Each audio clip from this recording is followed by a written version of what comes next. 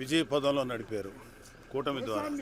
అలాగే దేశం లెవెల్లో బీజేపీకి వెన్నెముకలా నిలబడ్డాడు ఎన్డీఏ గవర్నమెంట్ ఫామ్ అవటానికి. ఇంతకన్నా సంతోషించేదే ఉంటుంది. Thank you.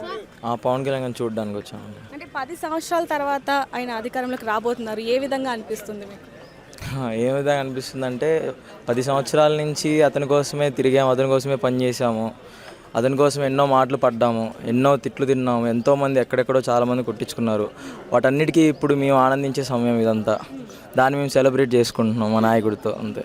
అంటే ఒకప్పుడు పిఠాపురం అంటే ఎవరికి కూడా తెలియదు, ఇప్పుడు ప్రతి ఒక్కరు కూడా పిఠాపురం ఎమ్మెల్యే తాలూకా అని చెప్పి అంటూ ఉన్నారు. దాని గురించి మీరు ఏమంటారు? మీరు కూడా అన్నారా అలా ఏమన్నా? మేము కూడా అన్నాం, మేము కూడా తిరిగాం పిఠాపురం ఎమ్మెల్యే గారి తాలూకా అని. ఇంకో 5 సంవత్సరాల్లో పిఠాపురం ఎమ్మెల్యే గారి తాలూకా కాకుండా పిఠాపురం సీఎం గారి తాలూకా అని చెప్పుకుంటాం పక్కాగా. ఆ విధంగా పనిచేస్తాడని నమ్మకం ఉంది మాకు.